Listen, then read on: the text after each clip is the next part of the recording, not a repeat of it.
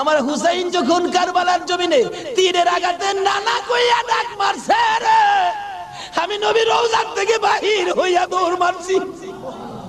ওই সময় রহমতের ফেরেশতারা আমার রওজার পাশে বসে বসে কাঁদছে। আমি কারবালায় যাইয়া দেখি আমার হুসাইন তীরের আঘাতে রে নানা নানা কইয়া গড়াগড়ি করে। আমি হুসাইনকে আনজায়া ধরেছি। হুসাইন তীরের আঘাতে যতটা গইরে দিছে রে, আমি রাসূল হুসাইনের সাথে ততটা গইর কারবালার জমিনে দিয়েছি। এই হুসাইনের রক্ত কারবালার মাটিতে পড়েছে, এই রক্ত মাখা মাটি আমি নবীর গায়ে লাগছে। এই উম্মে সালমা জানাইয়া দিস রে, এই রক্ত মাখা মাটি আমি রাসূলের কাছে জমা থাকবে। হাশরের জমিন যেদিন গায়েব হবে, আমি আমার মাওলার দরবারে হুসাইনের রক্ত মাখা মাটিগুলি তুলে ধরবো। মাবুদ, আমার মেয়ে ফাতেমা সন্তান কুরবানি করেছে আমার উম্মতের নাজাতের জন্য। এই যে দেখো হুসাইনের